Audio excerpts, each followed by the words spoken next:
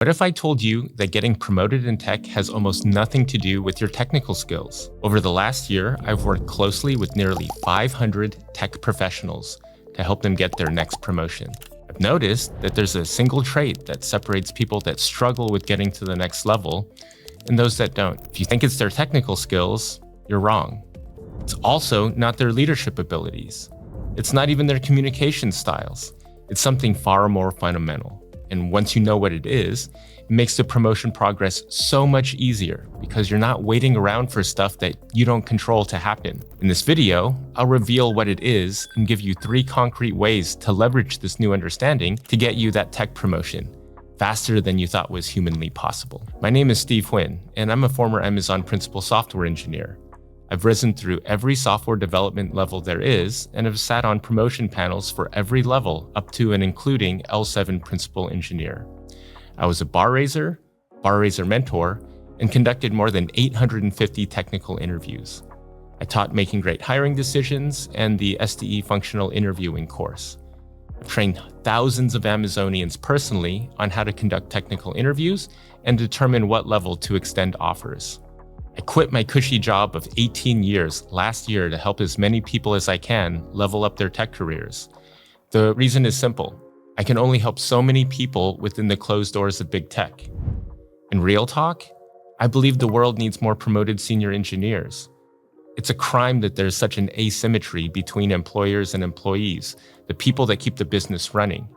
Companies hold all the cards, but you, the worker, is the one bringing in all the value.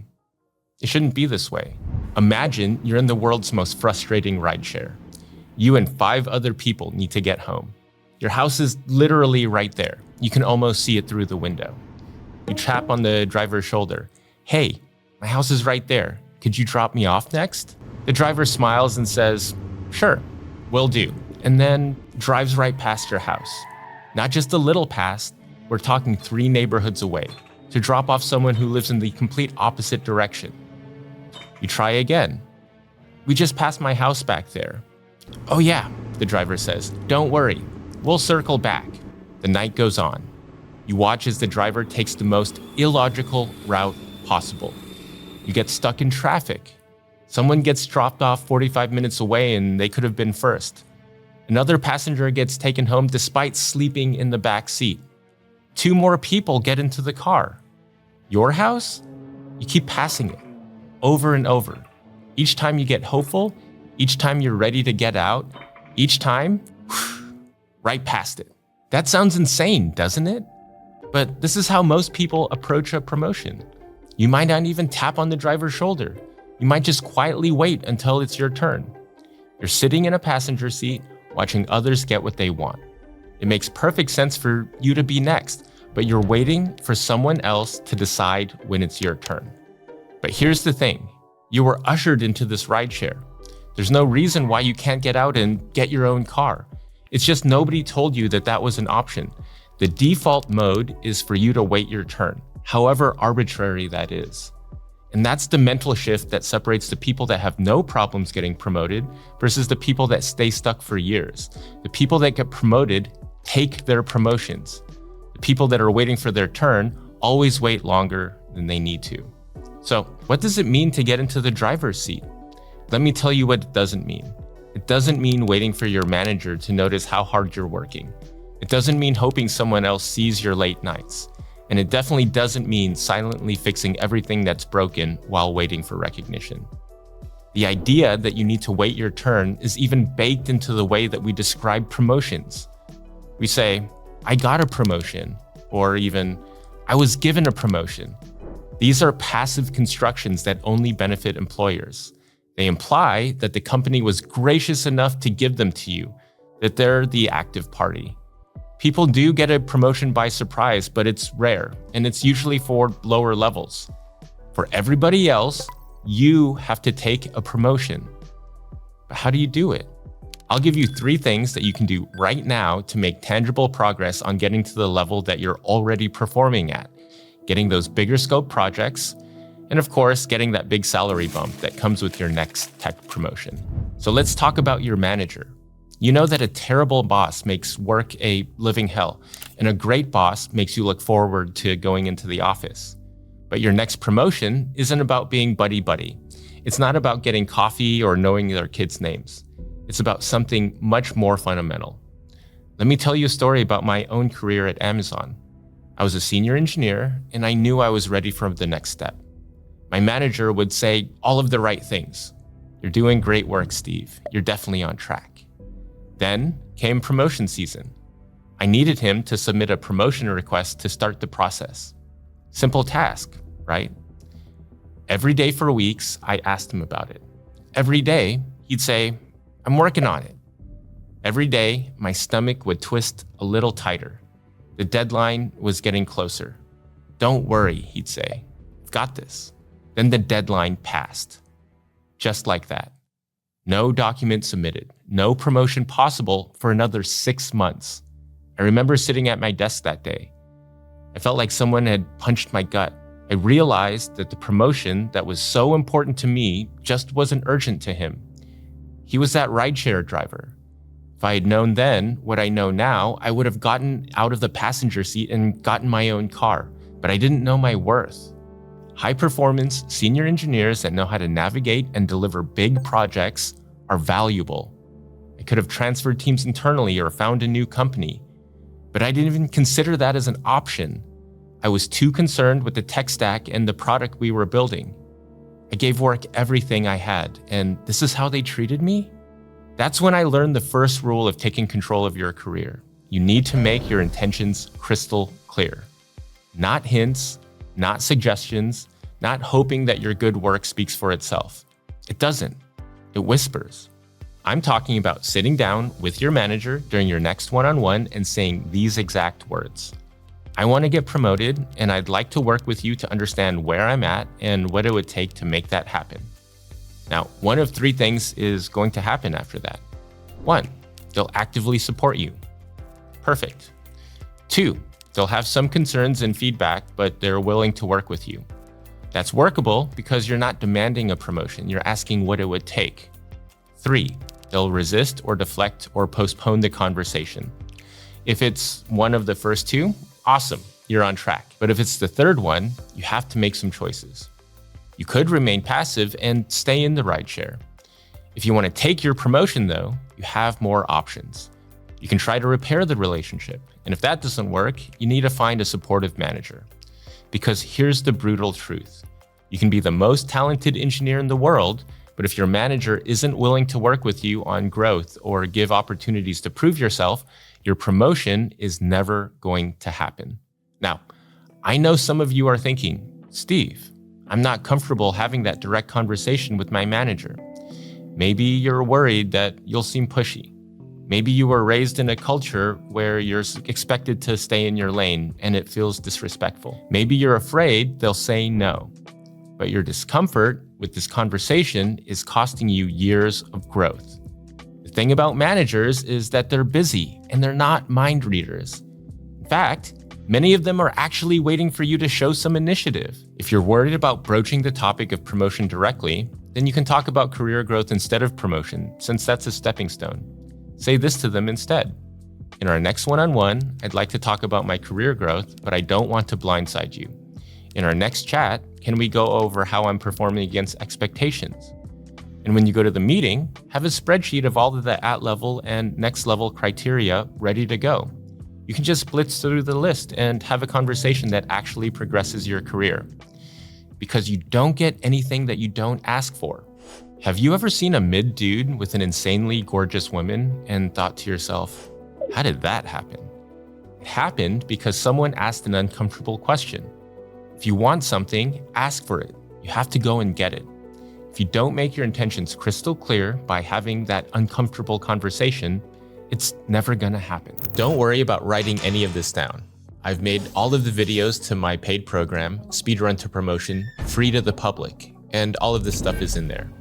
I used to charge up to $10,000 for access to these videos. In addition, you'll also get access to my 5-day promotion challenge, where by the end, you'll have a fully formed and detailed promotion plan. There's some other goodies in there as well, and you can't beat the price. Link to sign up is in the description. Let me tell you about Ben. He was one of the strongest coders I've ever worked with at Amazon. Give him any technical problem, debugging a race condition, performance optimizations, you name it. He'd solve it elegantly and quickly. He was a code machine. Everyone wanted Ben on their team. But he'd been stuck at senior for 6 years. He couldn't understand why. Look at my impact, he'd say. Look how much code I've written. Look at all the things we shipped. So then I invited him to sit on some system design reviews with a group of principal engineers. We were talking about a system that wasn't his, so not the same stack, but in the same ecosystem. I'll never forget watching his face during that meeting. We didn't discuss implementation details or coding patterns. We were debating things like, which distributed databases should we select and why? What was the team's long-term caching strategy? How would we handle 100x the number of requests without affecting the availability of the broader system? The conversation was fast and furious, ping-ponging to the different principal engineers. How could we maintain data coherence globally while serving traffic from many geographic regions? How does this affect our capacity planning for Q4 across the organization? Were we using the right type of compute for our workload? How is this going to affect our big product initiatives for the upcoming year? After the meeting, Ben looked at me and he said something I'll never forget. I've been playing a different game. See, Ben had been trying to get to the next level by being an even better senior engineer, writing even better code, delivering a ton of team projects, doing it faster. But that's not how promotion works. And that's my point. To get to the next level, you need to make an argument that you deserve more scope, not that you're amazing at your current scope, that you're ready for bigger scope. Ben was trying to be the world's best technical problem solver when he needed to show that he could think about broader distributed systems and architectures, leading cross-functional projects with many stakeholders, and delivering business impact at a broader scale. Taking your promotion means growing in areas where you might feel uncomfortable at first. Because if you were already there and had the skills you needed, then you'd already be playing at that next level, that bigger game. Most companies have role and level guidelines that outline exactly what it takes to get to the next level. You should take the list of next level criteria and go over it with your manager to see where you're at. But expect that there are items that you're either missing or require significant work to achieve. Don't ignore them in favor of doing more things that you're already good at. Instead, recognize that you have gaps that will limit your effectiveness at the next level, and no amount of doing more of the same is going to overcome that. The next levels are a different game, and your promotion is an argument that you'll be able to play that game. You've got tickets to the big concert. You open your rideshare app 2 hours before the show. Surge pricing is in effect. $65 for the ride? That's too much, you think. I'll wait 30 minutes for prices to go down. 30 minutes later, it's $85, and the wait time is now 45 minutes. More time passes. $110, and cars are showing up an hour away. You kept waiting for the right moment, the right price, and now you might miss the show entirely. This is exactly what happens with promotions. Engineers look at what it takes to level up. The scope, the responsibility, the visibility, all of the extra work. They think to themselves, that feels like too much right now. I'll wait until I'm more ready. And that's my point. You're waiting for something to happen unnecessarily. Don't postpone yourself. There's a lot of advice floating around out there that you shouldn't focus on a promotion because you'll only gravitate to doing things that will get you that promotion. It's a thing called promotion-driven development. Focus on being a better engineer, they'll say. But it's easy for them to say because those people already have the promotion they wanted. It's like when a rich person says, money doesn't make you happy or solve all of your problems. You shouldn't focus so much on it. Well, then give me your money if it doesn't help you. Two things can be true at the same time. You can want to get promoted and be a better engineer. Don't let other people tell you to wait, to postpone yourself. Managers in particular are really good at deflecting and delaying. How about you finish this project off and then we'll talk about it? Or, we've got a big initiative coming down the pipe next year. I think that would be a good promotion project for you. Or, that famous line, don't worry about promotion. Why don't you just focus on being a better engineer and we can talk about it later? All of this talk is designed to postpone your growth because growing people is extra work. To put in a promotion packet means doing a lot of extra things for them. Maybe they don't feel like you're ready, but don't want to have that tough conversation with you. Why have a difficult conversation now if they can kick the can down the road? And so you wait until the next quarter to start, the next half to start, next year to start, mañana, later. But just like surge pricing, the cost of waiting only goes up. The requirements don't get easier. The competition doesn't decrease. And that sliding window of your work and achievements, it keeps moving. Your achievements from a year ago are fading from view, just like those available cars disappearing on your rideshare map. I worked with a senior engineer that's now a principal at Amazon on this exact issue. He was waiting for a big project delivery, even though he had a record of delivering big cross-functional projects. But then, the project got canned. He got reorged. He got a new manager. Another big project got assigned to him. I'll put my packet in after this project is launched and we can collect metrics on impact. I convinced him to apply anyway. Actually, I bugged him every day until he did it. There was no downside for him to put this packet in. If he didn't make it, at least it would confirm that he was on the right track. And you know what happened? He got one of the hardest promotions at Amazon on his first try.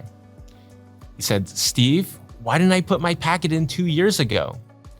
I estimate he lost about $1 million in compensation because he didn't put it in years before, and that I made him about $1 million or more by pushing him to put his packet in.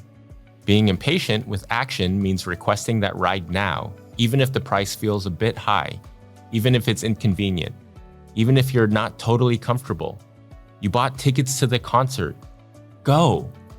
Because while you're waiting for the perfect moment, you may miss that thing that you truly want, the thing that you deserve. Book the ride now. Start your promotion journey now. Let your intentions be crystal clear if promotion is the thing that you want. It might feel uncomfortable, it might feel cringe, but that's so much better than watching your window of opportunity shrink while you wait for a perfect moment that doesn't exist. Take your promotion. If you found this video helpful and you're trying to get to senior engineer, none of this matters unless you have more situational awareness.